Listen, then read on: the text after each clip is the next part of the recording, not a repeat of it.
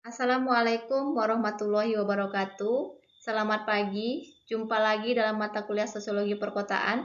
Pada pagi hari ini kita akan membahas mengenai konsep dan ruang lingkup sosiologi perkotaan, di mana pada minggu lalu atau pertemuan pertama kita sudah bahas mengenai kontrak kuliah dan sudah kita sepakati bersama, dan kita juga sudah memahami materi apa saja yang akan kita capai hingga akhir semester atau akhir pertemuan mata kuliah sosiologi perkotaan. Nah, untuk pertemuan kedua ini kita akan bahas mengenai konsep dan ruang lingkup sosiologi perkotaan. Hal ini penting kita pahami agar memudahkan kita memahami materi-materi perkotaan selanjutnya. Nah, berkaitan dengan materi kita pada pagi hari ini, ada kompetensi dan beberapa indikator yang harus kita capai ya, berkaitan dengan capaian pembelajaran. Nah, berkaitan dengan kompetensi yaitu mendeskripsikan ruang lingkup sosiologi perkotaan. Nah, beberapa indikator capaian pembelajaran harus kita tuntaskan. Yang pertama yaitu menjelaskan konsep dan pengertian kota. Yang kedua, menjelaskan pengertian sosiologi perkotaan. Yang ketiga, menjelaskan perkotaan sebagai kajian interdisiplin dan intradisiplin. Yang keempat, menjelaskan penggunaan istilah konsep urban dan city pada sosiologi perkotaan. Dan yang kelima, menjelaskan pertumbuhan kota di Indonesia. Nah, 5 indikator pencapaian pada materi kita pada pagi hari ini harus kita tuntaskan, harus kita pahami bersama. Nah, berkaitan dengan hal itu, penting kiranya untuk kita pahami konsep dan pengertian kota agar memudahkan kita memahami materi perkotaan selanjutnya. Ya, untuk pengertian kota itu ada banyak definisi yang berkaitan dengan kota ya. Beberapa ahli sosiologi khususnya sudah menjelaskan atau memberi gambaran mengenai pengertian kota. Nah, Max Weber itu menjelaskan kota merupakan tempat kedudukan pasar, di mana Max Weber menjelaskan ciri kota adalah bercirikan pasar. Nah, berkaitan dengan hal itu, kemudian Bintaro juga menjelaskan, di mana Bintaro menjelaskan bahwa kota adalah jaringan kehidupan manusia yang ditandai dengan kepadatan penduduk yang tinggi dan diwarnai dengan strata sosial ekonomi yang heterogen dan coraknya materialistis. Ya, secara fisik, kota selalu berkembang, baik melalui perembesan wilayah perkotaan maupun pemekaran kota. Nah, Bintaro juga menjelaskan, wilayah perkotaan adalah suatu kota dengan wilayah pengaruhnya, seperti hubungan ketergantungan antar suatu wilayah perkotaan dengan kota-kota kecil atau desa-desa dan sebaliknya. Ya, wilayah kota adalah kota yang secara administratif berada di wilayah yang dibatasi oleh batas administratif yang berdasarkan kepada peraturan perundang-undangan yang berlaku. Nah, berbeda lagi pengertian kota menurut Mumford, di mana menurut Mumford itu menjelaskan bahwa kota adalah tempat pertemuan yang berorientasi keluar, yaitu sebelum kota menjadi tempat pemukiman tetap, pada mulanya kota sebagai tempat orang pulang balik untuk berjumpa secara teratur. Jadi ada semacam daya tarik pada penghuni luar kota untuk kegiatan rohani dan perdagangan serta kegiatan lainnya ya. Nah, definisi atau pengertian lebih lengkap itu dijelaskan oleh Reed, di mana dia menjelaskan atau merumuskan kota sebagai pemukiman yang relatif besar, padat dan permanen dengan penduduk yang heterogen kedudukan sosialnya. Oleh karena itu, hubungan sosial antar penghuninya serba longgar, tidak acuh dan relasi yang terbangun tidak bersifat pribadi.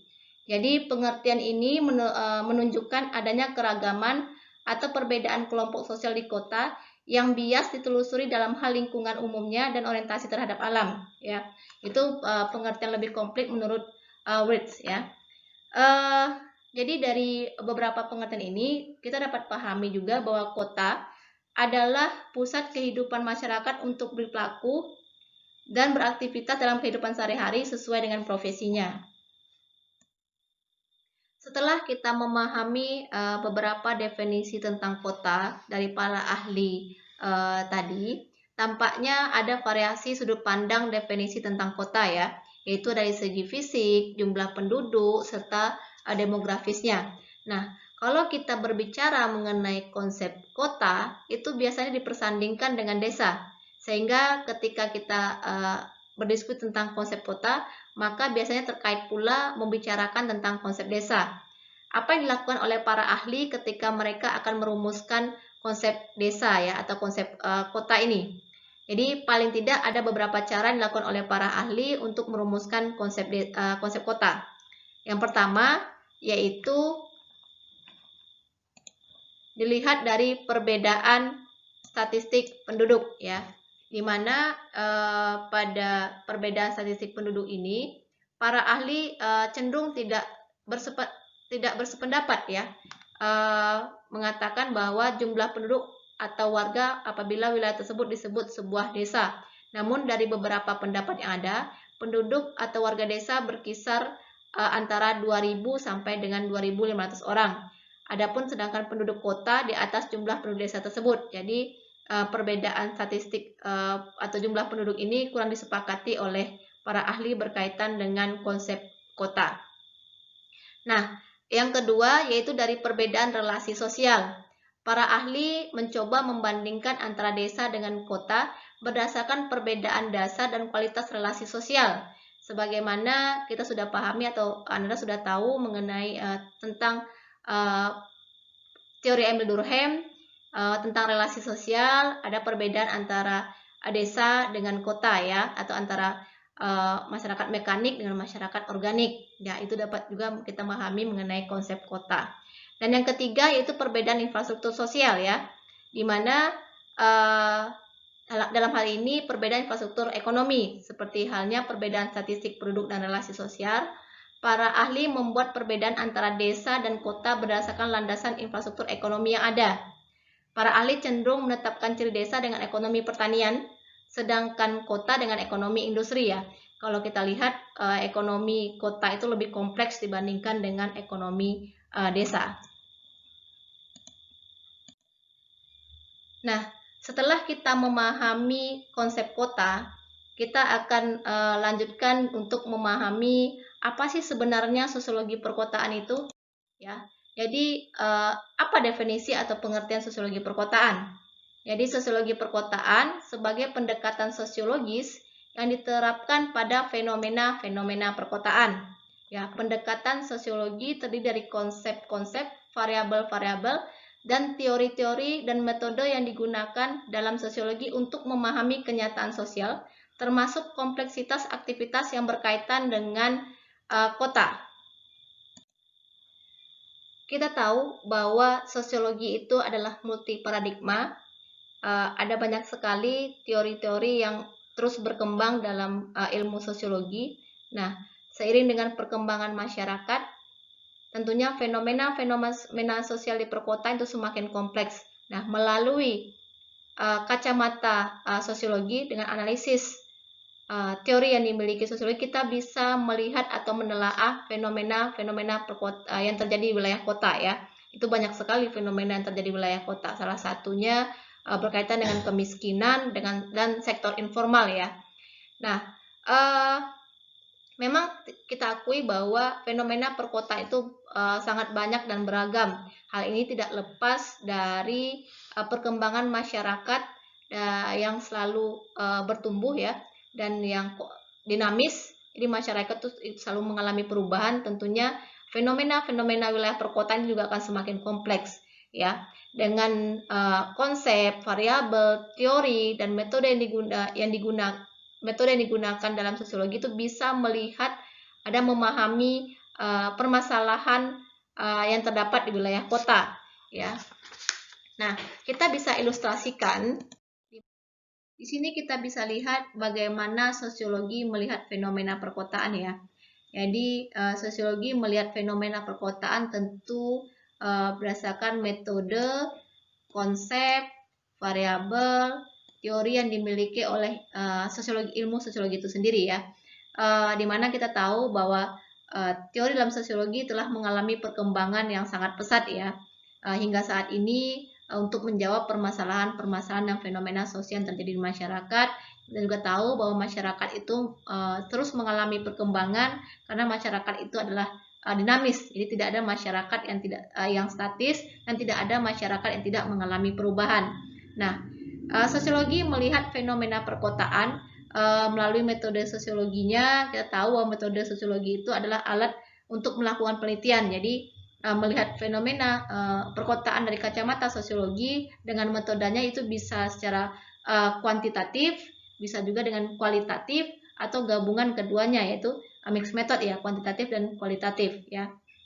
Nah, dari ilustrasi ini kita bisa pahami bahwa sosiologi perkotaan itu adalah pendekatan sosiologis yang diterapkan pada fenomena-fenomena perkotaan ya. Apa saja fenomena perkotaan itu akan kita bahas secara detail pada pertemuan berikutnya, dan akan juga coba kita pahami bagaimana teori sosiologi dikaitkan dengan kenyataan dan fenomena perkotaan ya, yang sangat banyak sekali hingga saat ini itu, dan sangat menarik untuk dikaji lebih lanjut ya. Dan mahasiswa yang tertarik terhadap fenomena perkotaan ini bisa juga dijadikan untuk karya akhir meraih gelar sarjana sosiologinya ya. Dan itu sangat kompleks sekali memang fenomena perkotaan ini dan menarik untuk dikaji.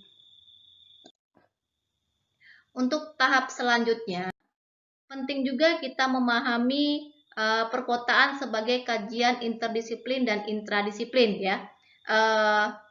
Sebelum perlu juga kita pahami apa itu sih kajian intradisiplin dan kajian interdisiplin ya. Kajian interdisiplin adalah kajian lintas ilmu yang berbeda ya, seperti ilmu ekonomi, manajemen, sosiologi, antropologi, psikologi, dan lain sebagainya. Nah, kajian intradisiplin itu adalah kajian di dalam ilmu itu sendiri yang memiliki berbagai cabang ilmu. Nah, misalnya sosiologi sebagai suatu ilmu ya, itu memiliki cabang-cabang. Apa saja cabangnya itu banyak sekali. Ananda mungkin sudah mempelajari berbagai cabang ilmu sosiologi. Contohnya sosiologi pendidikan, sosiologi hukum, sosiologi industri, sosiologi agama, sosiologi politik, dan lain sebagainya ya. Jadi kalau untuk kota, kita memang memahami bahwa kota merupakan salah satu kajian utama dari planologi ya. Namun sebenarnya perkotaan telah menjadi kajian interdisiplin. Perkotaan tidak hanya dikaji oleh planologi dan geografi, tapi juga dikaji oleh ilmu-ilmu sosial lainnya seperti sosiologi ini. Ya, antropologi juga mengkaji perkotaan, ilmu politik juga mengkaji perkotaan ya. Dengan pandangan seperti ini, maka di antara berbagai sudut pandang ilmu tersebut terdapat bagian yang tumpang tindih satu sama lainnya dalam melihat perkotaan ya. Jadi dia saling beririsan dalam melihat fenomena perkotaan. Jadi fenomena perkotaan ini tidak tunggal hanya dilihat oleh kajian planologi saja ya. Itu artinya ada bagian yang sama-sama diperhatikan oleh cabang-cabang ilmu ini ya, baik sosiologi maupun ilmu sosial lainnya ketika mengkaji fenomena perkotaan itu akan saling berkaitan ya. Nah, bisa kita lihat juga pada gambar ini di mana fenomena perkotaan itu dilihat atau dikaji oleh berbagai cabang ilmu ya. Jadi fenomena perkotaan ini, permasalahan perkotaan itu bisa diselesaikan atau dikaji secara sosiologi, secara ekonominya, ilmu komunikasinya, dan lain sebagainya ya. Kita sudah mendiskusikan konsep, definisi, dan pengertian kota secara panjang lebar tadi. Nah, Ananda mungkin sudah memahami konsep kota, apa itu kota, di mana kota dalam khasanah bahasa Indonesia hanya mengenal dikotomi kota dan desa, jadi kita mudah sekali untuk memahami kota dengan disandingkan dengan konsep desa ya. Nah, selanjutnya, namun dalam bahasa Inggris mungkin pengertian kota ini lebih jelas, namun mempunyai 3 kata yang menunjukkan untuk pengertian kota dalam bahasa Inggris. Ada menjelaskan pengertian kota itu towns, ada yang city, ada yang urban gitu ya. Untuk pengertian kota secara dalam bahasa Inggris ini. Nah, town atau city itu menunjuk pada batasan teritorial yang bercirikan kota, sedangkan urban adalah kualitas kehidupan yang bercirikan kota. Nah, untuk memahami sosiologi perkotaan ini, apakah kita menggunakan konsep urban atau kita menggunakan konsep city? Jadi, silahkan Anda diskusikan dalam memahami sosiologi perkotaan atau ketika kita ingin menggunakan istilah sosiologi perkotaan, apakah kita menggunakan konsep urban sosiologi atau city sosiologi, atau sosiologi perkotaan lebih mengarah kepada sosiologi tentang kotakah atau sosiologi tentang city. Kalau mengacu kepada konsep bahasa Indonesia, itu jelas ya, kota itu bisa kita pahami definisinya atau konsepnya dengan mempersandingkan dengan konsep desa. Nah, kalau mengacu kepada bahasa Inggris dengan pengertian kota yang lebih jelas yang mempunyai 3 kata tadi, ada town, city, dan urban. Jadi untuk memahami dalam pembahasan sosiologi kota, apakah kita menggunakan istilah urban kah atau istilah city kah? Ya, tolong silahkan Anda diskusikan, berikan penjelasan Anda atau mahasiswa sekalian terkaitan dengan istilah urban dan city ini, yang mana kita gunakan dalam kajian sosiologi perkotaan. Jadi ketika menggunakan urban kenapa, ketika menggunakan istilah city kenapa, mohon beri penjelasannya. Jadi silahkan Anda berikan komentar pada kolom komentar di Google Classroom-nya ya. Nah, ini akan menjadi poin penilaian. Nah, selanjutnya kita coba memahami pertumbuhan kota di Indonesia. Ini secara ringkas saja, tidak terlalu detail ya. Di mana pertumbuhan kota Indonesia, kita tahu bahwa kota itu adalah suatu ciptaan peradaban umat manusia ya. Kota yang ada di Indonesia telah berkembang sejak dahulu, dan sebagian besar kota-kota yang ada di Indonesia itu tumbuh dengan cepat dan biasanya adalah kota-kota yang terletak di dekat pelabuhan. Nah, pemilihan lokasi didasarkan pada potensi-potensi yang terdapat yang dapat dikembangkan, terutama pada potensi sumber daya alam dan letaknya strategis ya. Jadi kota-kota Indonesia itu berkembang pesat pada wilayah-wilayah strategis. Jadi berdasarkan sejarah pertumbuhannya, kota-kota yang ada di Indonesia bermula dari kegiatan-kegiatan seperti kegiatan yang berawal dari kegiatan pusat perdagangan, kota yang berawal dari pusat perkebunan, kota yang berawal dari pusat pertanian ya, kota yang berawal dari pusat pemerintahan administrasi. Nah, untuk kota yang berawal dari pusat perdagangan, di sini kita bisa lihat di Indonesia kota-kota yang berasal dari kegiatan perdagangan antara lain seperti kota Surabaya, kota Jakarta, dan kota Makassar ya, dimana dengan adanya pusat-pusat perdagangan tersebut kemudian tumbuh menjadi kota yang terlalu berkembang pesat.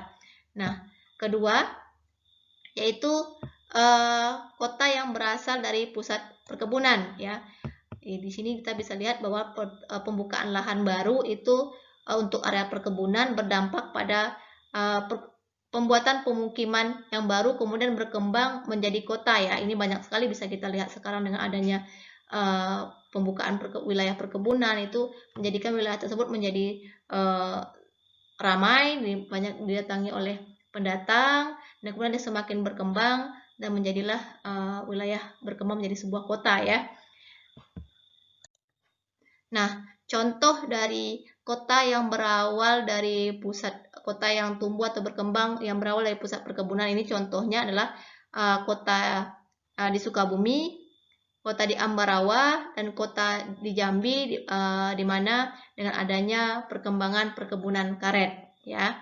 Kemudian kota yang berawal dari pusat pertambangan ya. Kota-kota di Indonesia yang berkembang dari perluasan daerah pertambangan antara lain itu bisa seperti contoh Pangkal Pinang dan Tanjung Padang ya, di mana dengan adanya pertambangan timah, wilayah tersebut semakin berkembang, kemudian banyak pendatang, semakin ramai, kemudian tumbuhlah pusat-pusat pelayanan masyarakat ya, semakin kompleks dia. Nah, banyak lagi contoh-contoh kota yang berawal dari pusat pertambangan. Nah, yang keempat itu ada pertumbuhan kota, di mana kota yang berawal dari pusat administrasi pemerintah ya. Di sini pada zaman penjajahan Belanda atau Batavia, itu Batavia merupakan pusat pemerintahan Hindia Belanda. Nah, setelah Indonesia merdeka, kota Batavia yang mungkin kita kenal sekarang adalah Jakarta menjadi pusat pemerintahan dan bahkan sudah menjadi ibu kota negara ya.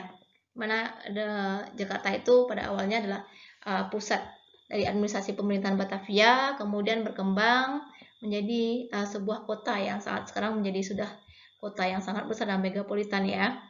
Nah, berkaitan dengan materi pembelajaran kita pada pagi hari ini, itu saja mungkin kita bisa pahami, harap dipahami. Nah, berkaitan dengan kuis tadi atau diskusi tadi, mohon diperhatikan, jadi dipersilahkan diberikan komentar masing-masing berkaitan dengan penggunaan istilah urban dan city ya. Sekian untuk materi kita pada pagi hari ini. Jadi mohon dipahami, tahap selanjutnya, pertemuan selanjutnya kita akan bahas mengenai fenomena atau gejala kajian dalam sosiologi perkotaan itu apa saja ya. Itu sangat menarik. Jadi sekian, terima kasih. Assalamualaikum warahmatullahi wabarakatuh.